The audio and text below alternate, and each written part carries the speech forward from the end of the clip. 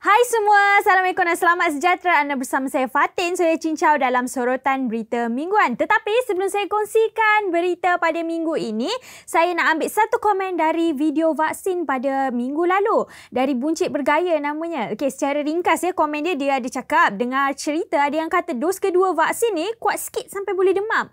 Okey, hai awak, rasanya awak dah pun selamat terima suntikan kedua vaksin COVID-19. Jadi, kesan sampingan yang akan terjadi pada individu lepas dapat suntikan adalah berbeza. Ya, semua orang tak akan dapat kesan yang sama. Bergantung pada individu. Ada yang demam, ada yang pening dan ada juga yang mengalami sakit otot. Okey, jadi mungkin awak dah dapat suntikan kedua. Mungkin awak boleh kongsikan apa kesan sampingan yang awak rasa. Baiklah, untuk pesan berita pada minggu ini, antara topik yang diketengahkan ialah kenapa Axiata dan Telenor bergabung operasi. Benarkah Mi 11 Ultra telefon Xiaomi yang paling mahal di Malaysia? Dan apa yang menariknya dalam pakej Celcom Max?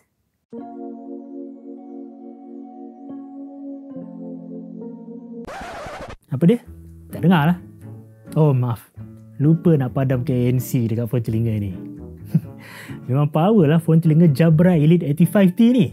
ANC dia boleh padamkan bunyi sekeliling. Macam duduk sorang-sorang dalam bilik. Tak ada orang lain.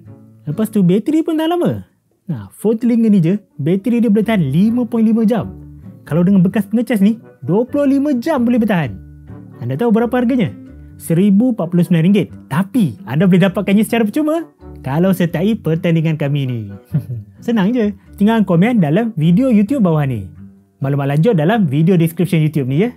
Oh kekasihku ini akan merasa gembira andai dapat bersama untuk selama-lamanya. Dalam satu kenyataan media Axiata Group Berhad dan Digi.com Berhad, mereka umum bahawa Axiata dan Telenor kini dalam perbincangan lanjut untuk menggabungkan operasi syarikat Celcom dan Digi. Kedua-dua pihak akan memiliki pegangan saham yang sama iaitu sebanyak 33.1%.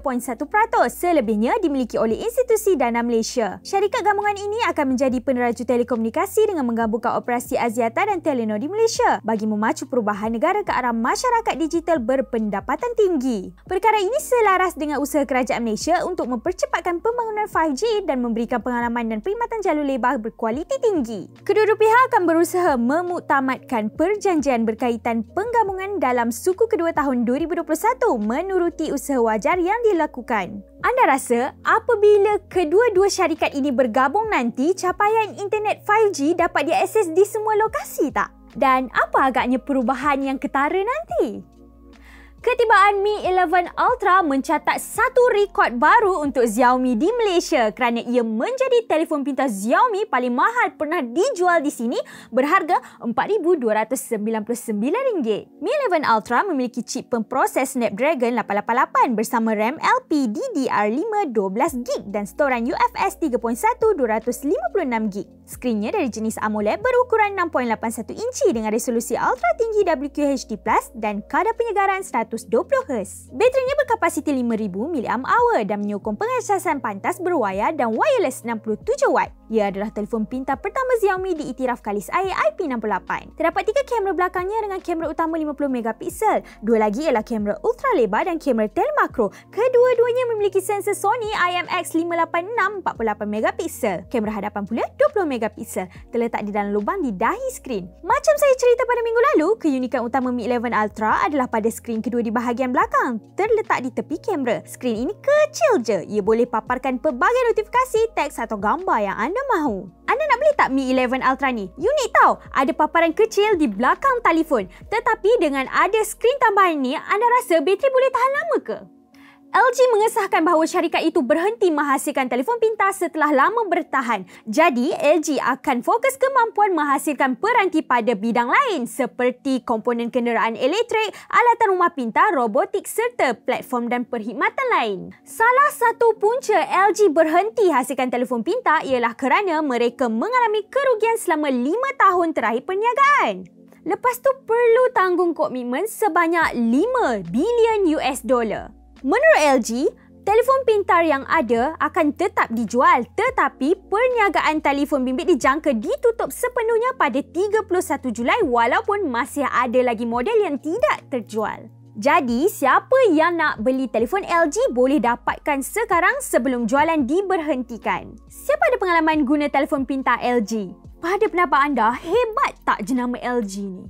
Jam GPS Garmin Enduro memiliki hayat bateri untuk penggunaan selama 65 hari. Badan jam Garmin Enduro diperbuat daripada besi dan ia menggunakan tali nilon ultra fit, menjadikan ia sangat ringan dan tahan lasak. Dengan cas penuh, Garmin Enduro boleh memberikan hayat bateri dengan GPS aktif sehingga 70 jam dan menjadi lebih panjang dengan bantuan pengecasan solar sehingga 80 jam. Sistem penjejak lokasi di Enduro dihubungkan melalui pelbagai satelit di angkasa seperti GPS, GLONASS dan Galileo. Ia dijual di Malaysia pada harga RM3,699 dan boleh didapati dari store Garmin di Lazada, Shopee, Eiko eStore dan semua pengedar sah Garmin. Garmin Enduro ni ada ciri-ciri yang hampir sama dengan jam Garmin Fenix 6S Pro Solar. Walaupun Enduro tidak secanggih Fenix 6S Pro Solar seperti tiada Wi-Fi serta storan untuk muzik dan peta, tetapi jam pintar ni ada hayat bateri yang jauh lebih panjang. Anda pentingkan ciri apa dalam jam kecergasan? Macam saya sangat perlukan jangka hayat bateri yang tahan lama. Kalau anda pun sama, maka boleh sangatlah dapatkan Garmin Enduro ni.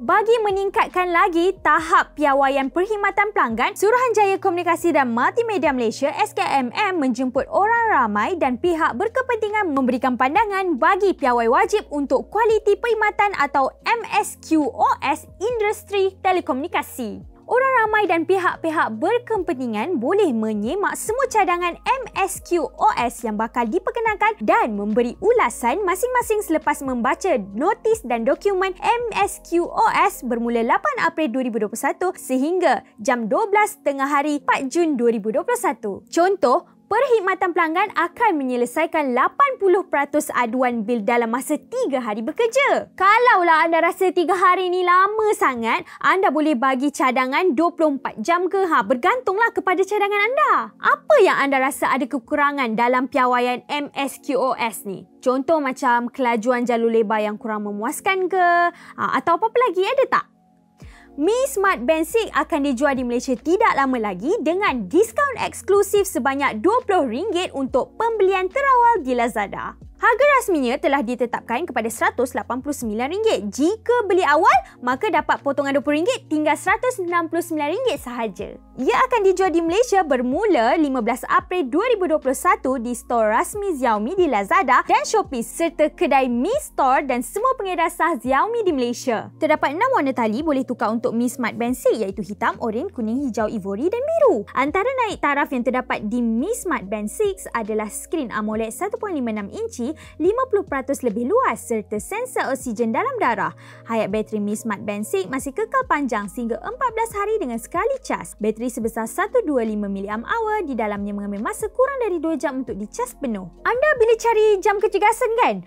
Anda selalu tengok apa? Harga ke, spesifikasi ke atau rekaan dia? Jika anda perlu jam kecergasan dengan harga yang murah tapi bergaya, anda boleh dapatkan Mi Smart Band 6 ni nanti. Dengan spesifikasi yang disertakan, saya rasa sangat berbaloi untuk dapatkan jam kecergasan ni.